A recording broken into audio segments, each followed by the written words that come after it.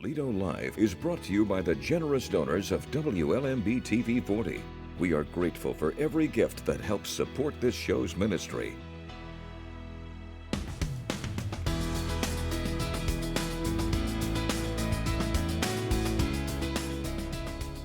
And welcome to another episode of Toledo Live. It is February 13th on a beautiful Tuesday, and here we are to talk about love this week. I'm Aaron Darr, filling in for Dr. Jamie Schmitz. Yes, and I'm Virginia Bosse. It is great to be here. And as you said, Aaron, we're talking about love because, well, tomorrow is Valentine's Day. It is. So Hope you're ready. We have a beautiful couple in today that's going to share some of their love story. Absolutely, and who better to share a love story than someone who's been doing this for 51 years plus and going strong and serving the community well and doing so many great things. I'm going to tell their name in just a minute, but that's coming up on Toledo Live.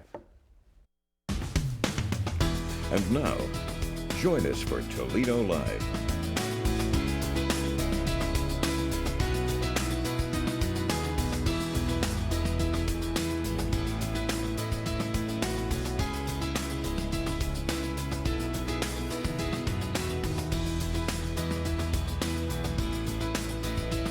Well, Aaron, like we said, this is, Love Story Week here on Absolutely. WLMB. But before we hear from our special guests and their love story, we're going to throw out some fun ideas for couples out there they prepare for Valentine's Day tomorrow. So it is tomorrow, yeah. So, there's always those procrastinators out there. This might be the time to tune in right now and just make a quick mental note because Virginia's got some great ideas. Yeah, so these are some great ideas Okay. that can be done even last minute. That's important. But some of them do take more planning than others.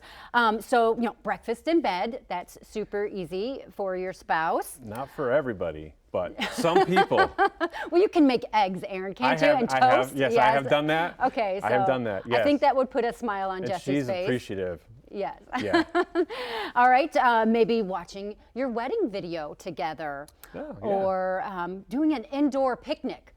Make a picnic in the living room, and you know what? Even make a little fort like when you were kids or something. How fun would that be? I can imagine some of the forts because my kids like to make them, and they're big. Yeah. Right, and then you great. just invite the kids to join you, and then it's a big family fun Valentine idea. Mm-hmm. How about recreate the first date? That might take a little bit more effort. That does. Well, how about you? What was your first date, Aaron? My first date is, I went on a walk. So it'd be very good to recreate this time of year. Where did you go on a walk? Well, we walked around the town of Cedarville. We met at Cedarville University. Okay. And I just said, hey, you want to go on a walk? She said, yes. We walked for quite a while and talked for couple hours. So you could recreate that, but maybe not Absolutely. Valentine's Day because you're coming to work that day. I Sorry, am you don't coming get to the day work, off, so, Aaron. yeah. Yeah. My husband and I went to a movie, so we would just go to a movie theater. Or we could go to, it was at Super Cinemas, remember, back in the day, which is now a furniture store. So we could walk around the furniture store. There we go. I don't know. There you go. All right. Yeah. Here's another idea. Create a time capsule of your relationship. That's an interesting one. I haven't done that. Yeah, so some out. ideas of what you might throw in there. Mm-hmm. Well, maybe a movie that you've been to recently, throw in like the ticket stub, or maybe a receipt or a menu from a restaurant, your favorite restaurant. Yeah. Maybe a card, love note, those kinds of things. Exactly. Yeah. Maybe if your spouse gave you some flowers, you throw some of those petals in there, or a picture. So some little time capsule ideas that then you open up on a future Valentine's Day. Right. That sounds fun. How about a themed dinner? So you could base it maybe on a movie or past vacation or dream vacation or country. Yeah. Or maybe a nostalgic type of dinner. Absolutely. Jesse could make your favorite meal, your favorite childhood meal. Sounds good to me. What might that be, Aaron? Well, there's lots of different ones. I really do enjoy, oddly enough, beef stew is great. Oh, well, on a cold winter day. Put that in, especially if you make Ohio, homemade that's noodles, perfect. then you put that on top. That's Jesse even makes homemade noodles? She does. She makes everything great. She I love is being amazing, married. yep. And then, of course, include maybe some nostalgic, music and movies, and so just make it all that more special. Yep. And then one last idea, maybe a photo shoot. Have fun backdrops, costumes, accessories, and then you could post it on social media or maybe add it to your time capsule. Yeah. Now, social media, that's one I don't do very often. And there's, I don't know why, but it's, yeah. Well, Jesse, but the photos you guys are on there, we so do like you could throw it going on through the there, old and I'm sure photos. all their friends and family would get a kick out of seeing something like that. Yeah, that sounds like a good thing. And, a couple things that I thought too, this time of year, there's also, you could go ice skating. You got the ribbon down there that does some special events on the nights. Ice skating can be kind of fun. I haven't tried it. Jesse likes the idea of it, and I think I could probably get on board, but I'm not sure yet. So there's that. But and even just taking a hike, go somewhere. I know this time of year is cold, obviously, so that makes it hard. But then you bundle up. You have some hot chocolate, pick out your favorite flavors, maybe add some of that. Sit by campfire. Hot chocolate, have maybe some little chocolates wood stove along the way. Or fireplace. Yes. Yeah, we have a wood stove at our place, and winter has been changed with that wood stove. So it's a great investment. Maybe it's a good thing to get for someone on Valentine's Day. Well, there you go. All right. Well, we are going to be talking to our special guests in just a couple minutes. And so do we... We want to reveal who it is? Yeah, we do. It is Bill and Barb Herzog, and who better to talk about that than they are pastors at the Vineyard Church in Toledo and been doing a great job for many years. Also, just all the things they've done for the community. I mean, going back to even the March for Jesus days and helping to put that together. They leave a legacy where they go, and now they're doing things with Merge, with the pastors group, and they're helping to lead that. And just leading a lot of pastors. They've been married over 50 years, so over 50 full of years. wisdom. So hey, let's stop talking about it and let's get them up here. Yeah, we only have 25 years. I've been 25, you've been 25, so let's get them up here. The Give real us some experts. wisdom. Yes, we need to get to the next 25, 50-year mark. All right. Well, let's go ahead, take a look at this sneak peek promo of a movie here coming up this weekend on WLMB, and then we'll talk to Pastor Bill and Barb. She's in trouble. One missionary doctor in 1,000 square miles of jungle and no way out. I told Dad I wasn't leaving, and sending you isn't going to change that.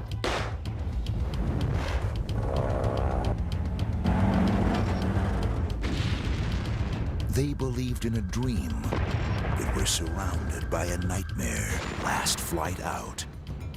Yeah, you guys dressed well today. All right. Well, here we go. We are back. Got them right here. And Aaron, yes. Well, you know what? This is your pastor. This is your church family. And so we're excited to have Pastor Bill and Barb Herzog from the Vineyard Church of Toledo. Yeah, and before we get to you guys, I just want to say this real quick because I think you guys are the best pastors in the Toledo area. Definitely have a humble spirit that has just permeated the whole church and the church family that you guys represent. And I just love your spirit of humility with which you come and present the Word of God, and you guys do not compromise on that. It says what it says, and it means what it means. And we should practice those things that are in there, So that's why we thought, who better to talk about marriage than Bill and Barb Herzog. Yeah, we may find out. Thank you. Thank you guys for coming in today and sharing with us your story. Yes, well, maybe start us off. Okay, so, we've already said you're 51, going on 52 years now. Maybe share a little bit about your story. How did you guys meet? I'll let you take that one. I cut her back on caffeine today so I could talk a little bit. We actually met the first time I got a Springfield football game. We both went to Springfield High. I graduated a year before her. She came in actually later from a transfer from Maumee, met at a football game. Then the funny thing was we did go out together we went out on a double date, but she went out with my best friend. Oh. I went out with somebody else. And you knew it was a mismatch. Yeah, we're like, this isn't working for either one of us. So from there I pursued her after that. Yeah, he actually then after that he asked me out, and he asked me out to a Who concert on a Sunday night, and I couldn't go because I had to go to church. You were a good girl. I was a good girl. Yes. And so he actually brought over a dozen red roses and left them on at the door because I couldn't go. So that was the beginning. How you last over 50 years. That's just the beginning. I had to remember some of that stuff. I just pick it up again. Yeah. So what is your guys' secret to 50 years of marriage? You know, there's always the secret out It's there. a secret. I don't think there is. We call it grit. I think if you're going to go 50 years, one, you realize that when you got married, you made a covenant before God. You know, when we started it, I wasn't a believer, became a believer. But you realize first and foremost, we did this with God and for God. And I think the beauty of it was really shortly after we got married, we began organizing city events, even though much of the city didn't show up. We still went after it, but we had a heart. She has a heart for the whole church. Yeah. So that was huge, remembering the covenant, I think. And then what do you think? Well, I think that you have to be willing and able to change. You can't change the other person, but obviously God always wants us to grow. Right. And so putting him first is foremost the most important. And then honoring each other and respecting your differences, because really opposites attract. But when you get married and you live with the opposite, it can be really challenging. So I think for me is being able to laugh at myself, you know, knowing who you are, and that's a journey, discovering who we are individually, but then who we are as a couple, and then honoring and respecting and actually cheering on the other person and who God's called them to be, and making sure that they're walking, you know, going in that direction as well as they do it for you. So I don't know if that kind of kept us going for a while. We are so different. We are so different. Yes. So tell us a little bit about that difference. What makes you so different, right? I don't like to talk. She does, you know. We're just total different personalities. I'm very much an introvert. I like quiet times. You know, I would say she loves crowds. She loves wading into crowds, and then just the way we think and respond to situations, just radically different. Which is, I think, the beauty of being married, because we need both. You know, I mean, I think that if I didn't have her moving me along, I would be a hermit. And if I'm not here with like an anchor, Lord only knows where she would be. So he's always allowed me the freedom. I love conferences. Where I go to get energized. I love being around people, and he not so much. And so over the years, he's just really been good at, you know, if there's something I've wanted to do or something I've wanted to go to, he's going to go, you know, get some friends and go. And he's allowed that freedom, and then he has the freedom to stay home and kind of energize being, you know, being alone or whatever he does while I'm gone. So. Well, it is so important to complement one another, you know, and balance each other out, you know, when there are those differences, because that's just life, you know. We're all our unique individuals. And, you know, at the beginning of the show, we talked about, you know, date ideas, you know. So how about you guys? You guys have maybe a date that you remember, and, you know, in 50 plus years, a favorite date, or maybe even a date disaster, you know, something fun and light to share. Something you want to warn us about. Don't do this. I'll let you handle that. I know you would. I don't know that I can think of like one date that was like amazing. But I think it's one. If you had to ask like what we like to do, we will look for a place near water to grab something to eat. And you know, you'd think being on the river or on the lake that would be easy, but it's not. In Toledo. But finding a spot, and it's twice as good as if we can ride the motorcycle. You know, and the second best is taking the convertible. So but I mean, it's that being around. She loves it, being around outside, around the river, around the lake, around the river, and it's just a very relaxing scene for us where we can kind of just be ourselves. So if you had to say what's our favorite date, those are always the best. Even if we find someplace on a pond, you know, we're pretty good. But I think it's really finding those spots where you both enjoy, and so. And doing it more than just on special holidays. Yes. Because, I mean, we can do it on the special holidays, but if it's only once a year, that's kind of lacking. Right. So for us, it's finding the time, because our schedules are always dealing with people, or being around people, or being involved in things, and so taking time away weekly, sometimes more than once a week, and saying it's important for us to get away together. And so it's not just on Valentine's Day, but it's a continual building. It's least likely to happen on Valentine's Day. Yeah. Well, do you have a plan for tomorrow? We do. Yeah, we're going to do breakfast with the staff. It's Mark's birthday, so we're celebrate going to Mark's celebrate birthday. his birthday. Excellent. And, So yeah, that's our plan. and then we will be at Maumee Bay for the Merge Retreat Summit. Yeah.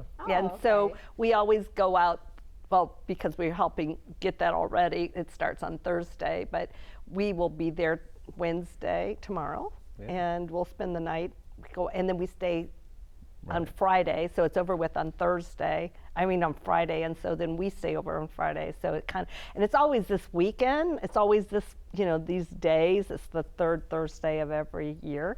So Well, you'll get it lots always of time hits together. Valentine's Day. Yep. Yep. So we just kind of roll things into that. Yeah. Yeah. Well, that sounds good. So that's some of the highs, right? But also marriage sometimes can have some lows and different things. Is there some things you guys have said, these have been a struggle over the years? Maybe you can give some advice to other people who are dealing with maybe some difficult times in their marriage. It's all been perfect. It's all been perfect? No Yeah. problems. The first year was terrible. I started Yeah. to say the first year. People go into marriage thinking, you look at the things on TV or you read the books and you think, oh, the first year, but there's a lot of adjustments your first year. And so that, that was adjusting, I think. And just being around other people that have been married a long time and saying, how do I work through this? How do I, what do I do? I'm not sure I like cooking or cleaning Right. doing the laundry. But after a while, you just, Yeah, I think what you find in like pastoring, when couples come to you, if they have some issues, it's usually because they've chosen not to be real with one another or with their friends around there. So there's a facade we keep up, like our marriage is perfect, how you doing? Well, we're blessed beyond measure. You really need a group of people that you can just be real with, and they can speak into you as they see things. And I was very fortunate. I was very rough coming into the first year, very rough, pretty new Christian. But I had people around me. We joined a Baptist church in Waterville, and they really we bonded because our families are similar, but they would take time to speak into me. If they saw me not saying things nicely to her, or that you spoke into you. So I think that's the beauty of the church at the best. Yeah. Is when we look around and we say, hey, that wasn't very good, or that's pretty good. You also need encouragement, but that was huge for us, I think. Yeah. I think going to some marriage retreats and reading books, but really developing relationships with other couples our age that were going through similar things. Our kids were the same age, and really learning to do life with others and figuring it out together, with not just trying to figure it out the two of us, but Right. encouraging and walking alongside others that were doing the same thing. Yeah. That's right. So like having mentors in your life, super important, Right. people that you can lean on. Right. Yeah, I think the interesting thing, we talked a little bit about mentors, but I don't think we ever really had the older couple. I think that's the one thing we lacked. We had friends and we had good pastoring, but I try as a pastor, when a young couple comes and gets married, I try to connect them with a couple like that's already been doing this for a while. Sometimes we do premarital counseling, but Yes. really counseling works after you've already jumped in the fire. Yeah. And making sure they have a couple. Well, I think that's huge, and I feel like we missed that. We had great friends, but an older couple that really would have got me through some of that would have been helpful. So we try to arrange that now with young couples. I think that people couples wait too long when they're dealing with stuff, and they, you know, and by the time they seek help, and not that it's too late, but it's a lot harder when you wait.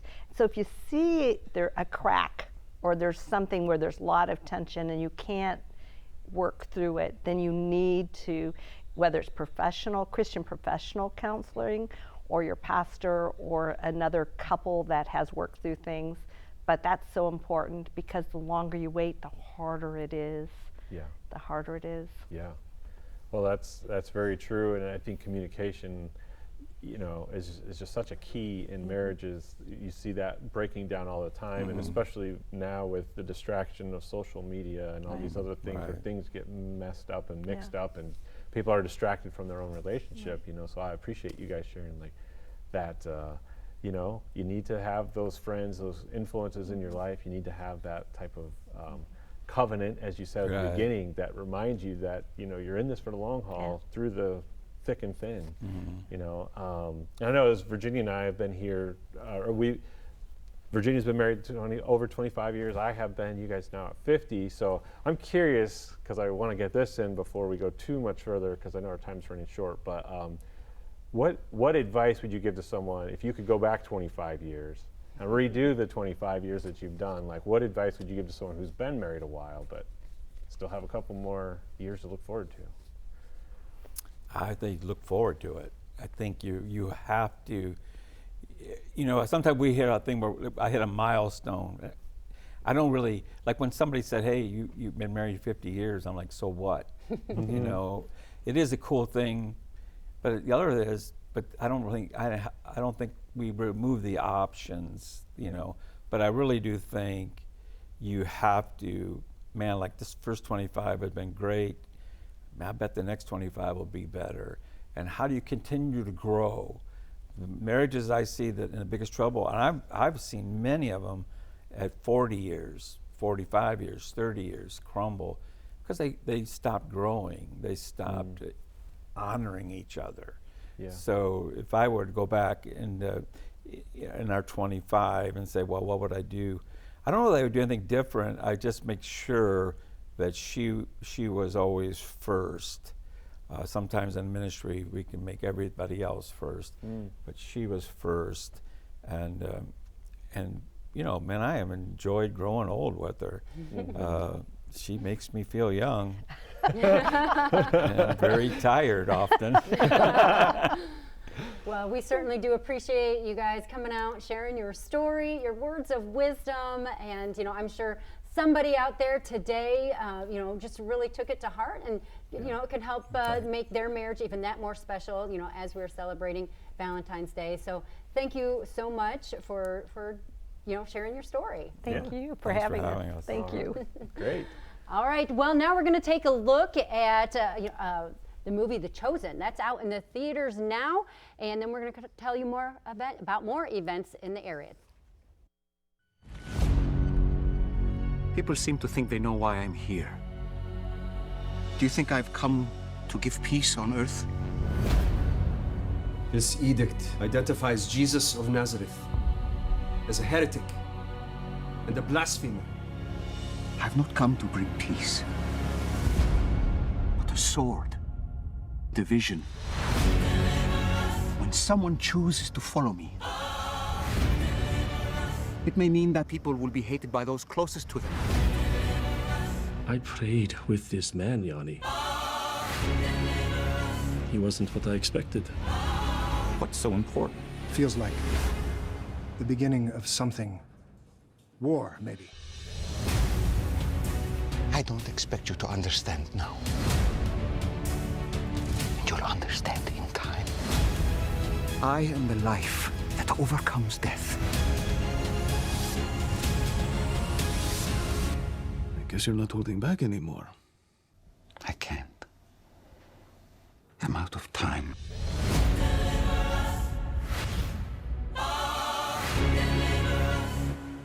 Yes, get get your tickets now and head on out to the movie theaters to see The Chosen and, you know, see the episodes 1 through 3. Your last chance to see them, I believe it's tomorrow, and then it will start on Thursday with the next episodes 4, 5, and 6. Also, we want to tell you about some upcoming events.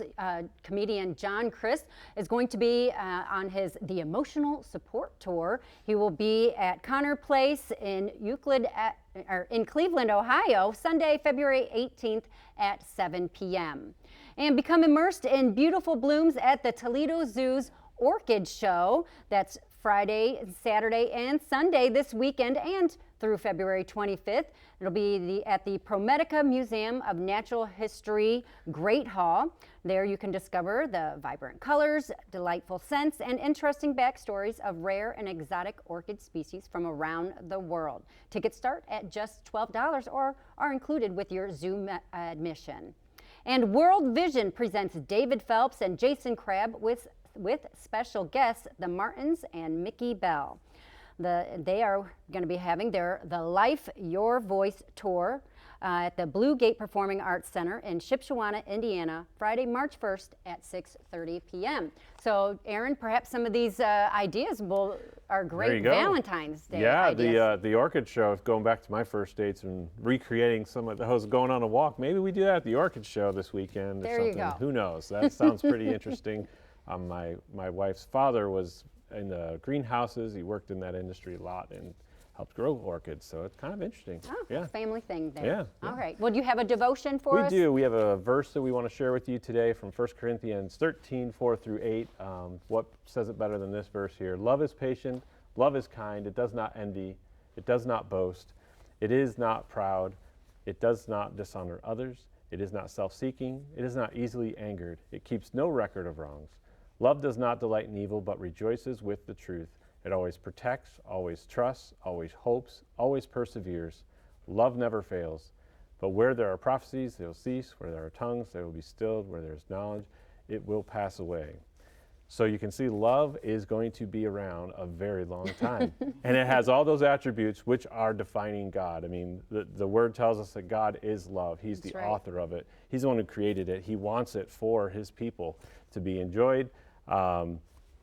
And to be in fellowship with Christ. He has the greatest love story for us. He does. And one thing too, real quick on this, when you put your name in there instead of the word love, it kind of is like a way to kind of look at and test yourself. Mm-hmm. Where's my heart? Is Aaron patient? Is Aaron kind? Does Aaron not envy? So yeah, it's a good way to look at it. So read 1 Corinthians 13 and check it out for yourself. We've got a great show coming up next week. This Thursday. Yep. We want you to join us for another beautiful love story. Thank you for joining us today on Toledo Live. Thank you for tuning in to today's program. Please submit your comments, feedback, and prayer requests at our website, ToledoLive.tv. There, you can also watch previous episodes and find valuable links. Also, be sure to share this program with your family and friends. WLMB would also like to give a special thank you to our generous viewers who continue to make this program possible.